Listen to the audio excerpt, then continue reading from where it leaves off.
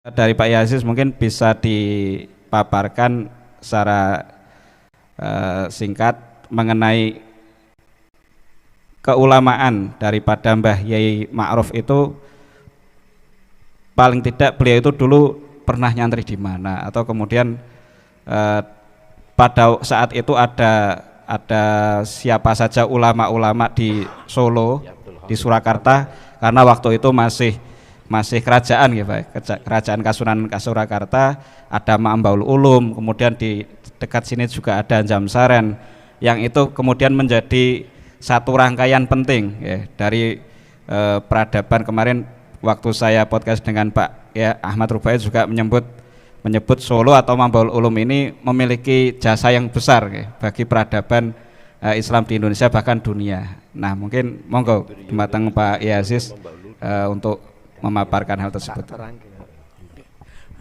Terima kasih Mas Aji. Jadi Mbah Kiai Ma'ruf yang saya kenal, yang saya ketahui cerita bapak saya dulu di Surakarta. Monggo kalian. Di Surakarta itu ada tradisi, ini tahun 57, 58 sampai 60-an. Itu ada tradisi debat masalah khilafiyah. Debat masalah khilafiyah karena waktu itu memang lagi hangat-hangatnya Wahabi ya. Tahun berapa ya, Yus? 57, 58. Ya. Sekitar itu. Ya. Itu ada tradisi, kalau sekarang kan debat capres, debat. Kalau dulu debat masalah khilafiyah. Ya.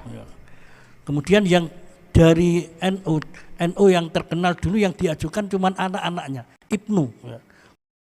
Jadi tidak perlu dari bapaknya dari Suriah, cukup anak-anaknya yaitu Ibnu.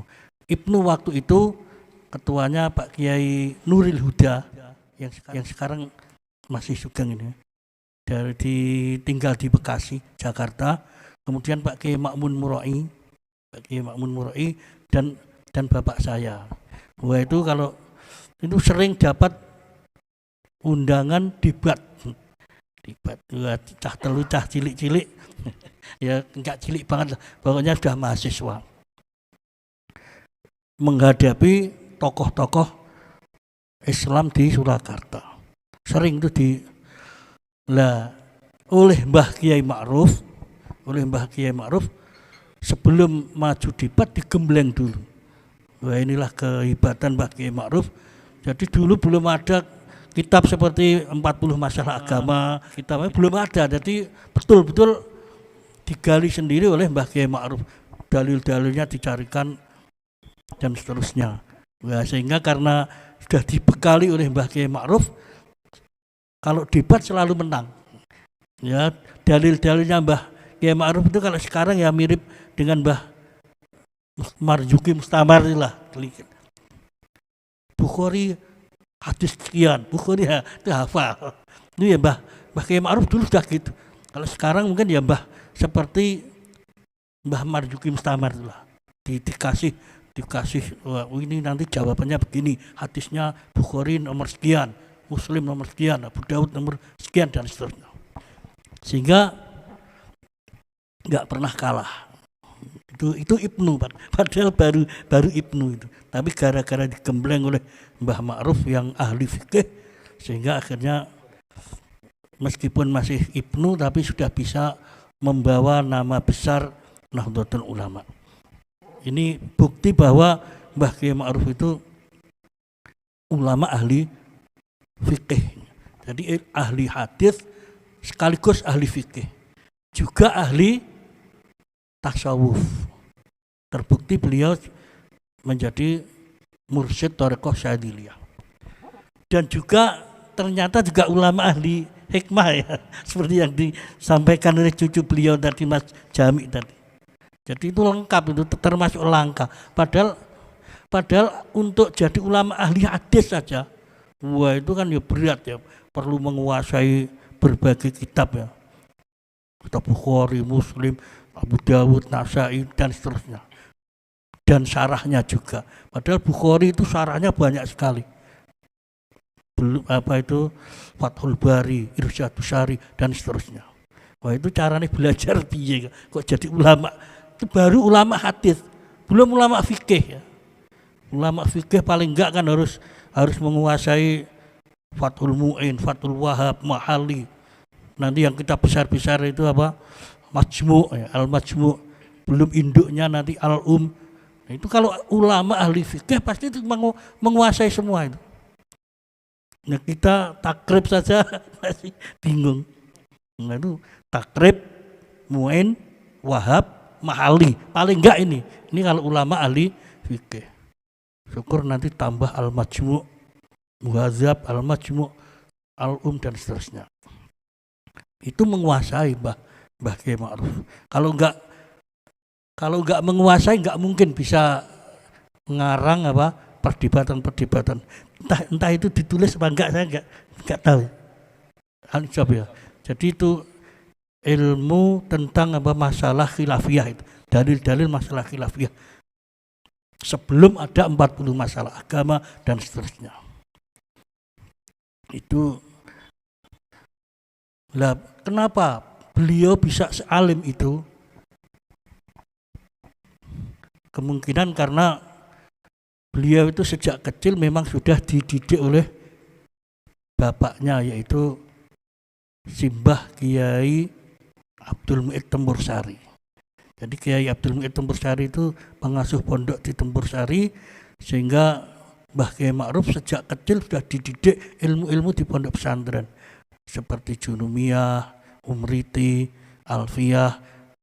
Sejak kecil sudah khatam Alfiyah Ibnu Maliknya, Takrib, Fathul Mu'in. Kecil sudah menguasai itu karena memang punya pondok ya bapaknya. Dan zaman dulu itu memang ada tradisi di berbagai daerah. Tapi kalau di Tempursari saya nggak tahu. Tapi kalau di Popongan punya Mbah Giri Mulyo ya, Mbah Hadi, itu ada tradisi kalau mau tetaan tuh harus hafal Alfiyah. Nah, belum ditetai kalau belum hafal Alfiyah. Itu dulu tradisi. Nah, dulu kan kalau tetaan kan ya umur 15, umur 14 itu sudah agak besar. Jadi rata-rata kalau tradisinya kan hafal juz amma atau khatam Al-Quran bin Nazur. Tapi itu hafal Alfiyah. Tradisinya di tempatnya Mbah Mansur, desa kelahirannya Mbah Mansur Giri Kusumo. Ya. Mbah Hadi Giri Kusumo itu tradisinya seperti itu. Jadi belum tetak kalau belum hafal Alfiyah. Mungkin makanya anak kecil itu hafal Alfiyah, termasuk Mbah Ma'ruf kecil sudah hafal Alfiyah. Setelah lulus dari pesantren Tempursari, kemudian melanjutkan ke Mambaul Ulum. Makanya kalau Mambaul Ulum itu kalau sekarang ya jurusan syariah, ahli fikih dan ahli hadis, ahli mustalah hadis, takhrijul hadis dan seterusnya itu menguasai. Makanya Mbah Kiai Ma'ruf itu baru 17 tahun sudah lulus Mambaul Ulum. Tapi kan betapa jeniusnya beliau itu. Mungkin beliau sekolah itu umur 15 sudah tamat dari Tempursari atau masih kecil lagi, terus meneruskan di Mambaul Ulum itu langsung kelas atas mungkin. 17 sudah diangkat guru karena saking kecerdasannya itu. Jadi baru umur 17 tahun sudah mendapatkan gelar Mangunwiyoto.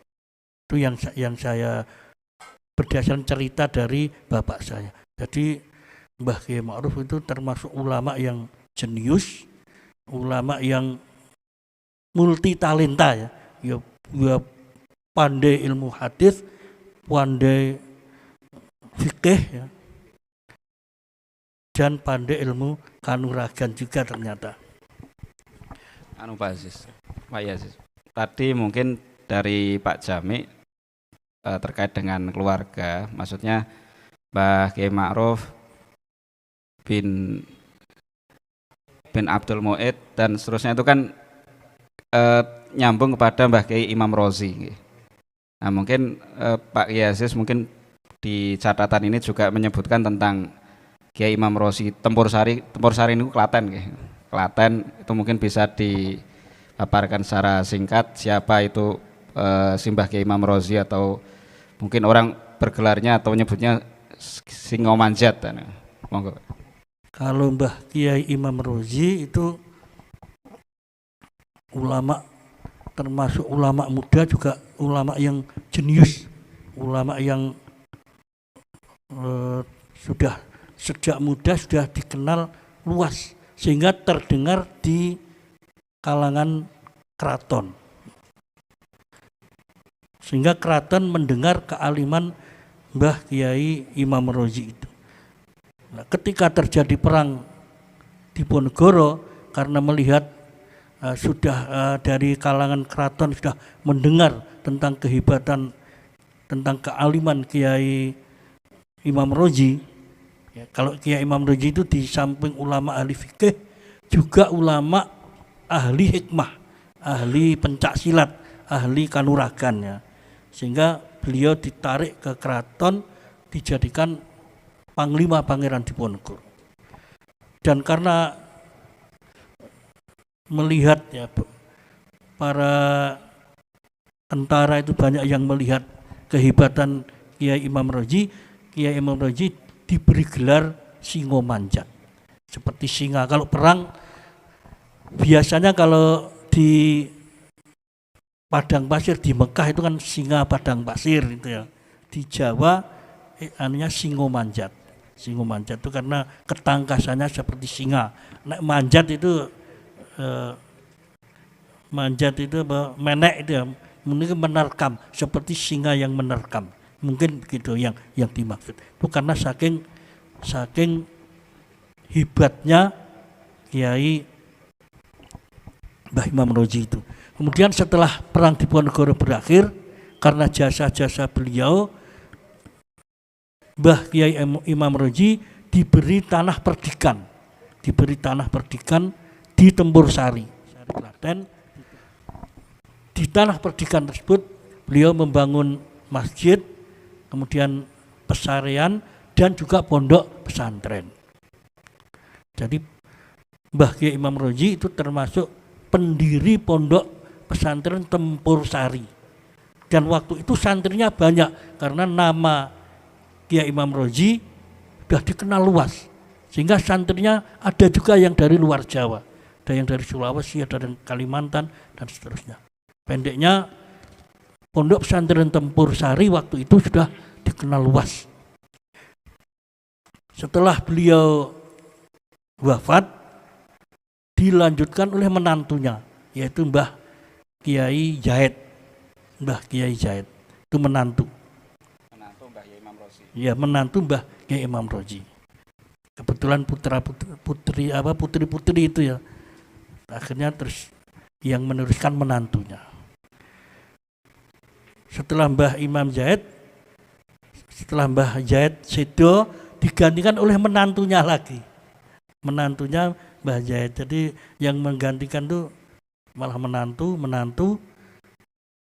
ya, menantu Mbah Muhammad Thohir. Nah, Mbah Muhammad Thohir diteruskan oleh, kalau ini bukan menantu, anak kandung sendiri. Jadi Tempur Sari itu ada 4 generasi. Mbah Imam Rozi, diteruskan menantunya Mbah Muhammad Zahid, diteruskan menantunya Mbah Muhammad Thohir, terus diteruskan putranya Mbah Kiai Abdul Mu'id. Jadi 4 generasi. Mudah-mudahan nanti Mbah Kiai Abdul Mu'id itu ada yang meneruskan menjadi berbagai pondok pesantren, tidak hanya satu tapi banyak pesantren, mungkin cucu-cucunya sekarang sudah banyak yang punya pondok pesantren. Ya, mudah-mudahan.